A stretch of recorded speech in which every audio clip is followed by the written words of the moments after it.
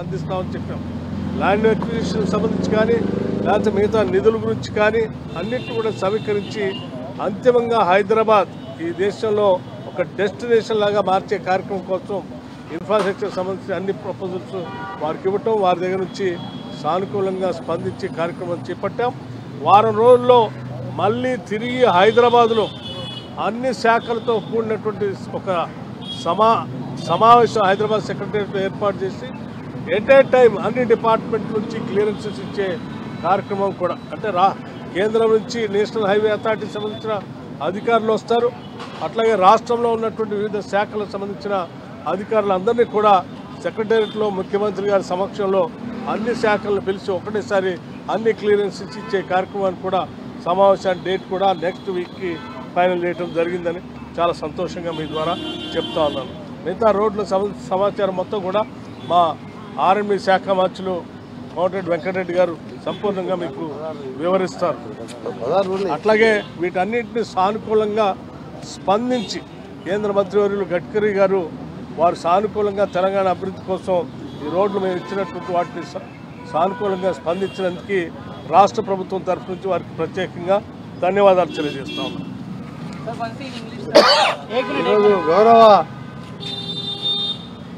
కేంద్ర ఉపరితల రవాణా శాఖ surface transport minister Nitin Gadkari గారు కోరగానే మా గౌరవ ముఖ్యమంత్రి రేవంత్ రెడ్డి గారు, అలాగే గౌరవనీయులు మా డిప్యూటీ సీఎం గారు, నేను నాతో పాటు గౌరవనీయులు ఐటీ మినిస్టర్ శ్రీధర్ బాబు గారు, రెవెన్యూ మినిస్టర్ పొంగులేటి శ్రీనివాస్ రెడ్డి గారు, ఇంకా ఎంపీ పెద్దపల్లి, అలాగే వివేక్ ఎమ్మెల్యేతో పాటు అధికారులందరితో గడ్కరీ గారు సమయం ఇచ్చి అడగగానే నేరుగా పార్లమెంట్కి వెళ్ళి ఎలక్షన్ స్పీకర్ ఎన్నిక ద్వారా వచ్చి దాదాపు 2 గంటల పాటు సుదీర్ఘంగా రాష్ట్రంలో గత 5 సంవత్సరాలుగా నేషనల్ హైవే ఫండ్స్ అతి తక్కువ రాష్ట్రాలకు వచ్చిందంటే అది తెలంగాణకి.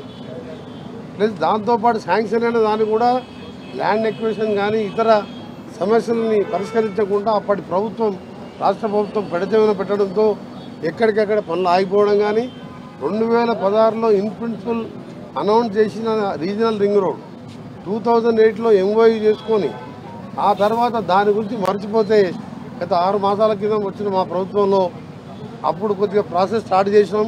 యూటిలిటీ ఛార్జెస్ ఆ ప్రభుత్వం కట్టాలంటే మేమే కడతామని చెప్పి లేఖ ఇవ్వడం, దానికి గడ్కరీ గారు కూడా నేను కోరినప్పుడు వెంటనే అవసరం లేదు అది మేమే పే చేస్తామని చెప్పి వారు కూడా ముందుకు రావడం, ల్యాండ్ ఎక్విజిషన్ 50-50 షేరింగ్లో ఆ ప్రాసెస్ కూడా స్టార్ట్ చేయమని చెప్పి ఈరోజు మీటింగ్లో నిర్ణయం తీసుకున్నాం.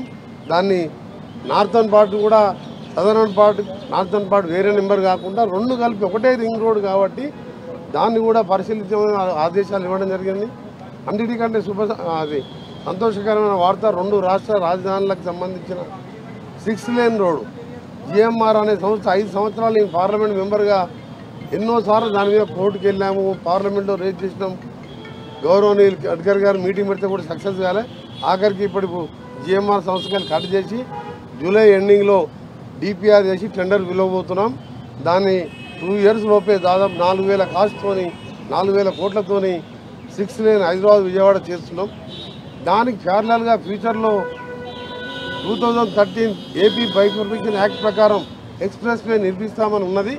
దానికి కూడా డిపిఆర్ చేస్తున్నాం, గ్రీన్ ఫీల్డ్ హైవే అని చెప్పి మినిస్టర్ గారు అధికారులు చెప్పడం జరిగింది. దాంతోపాటు Meena road Srisailam elevated corridor చాలా ముఖ్యమైనది, ఎప్పటికెళ్ళో అడుగుతున్నది. దాని మీద లేటెస్ట్ ఎకనామిక్గా ఒక డిజైన్ చేయమని చెప్పి కూడా ఆదేశాలు ఇచ్చారు.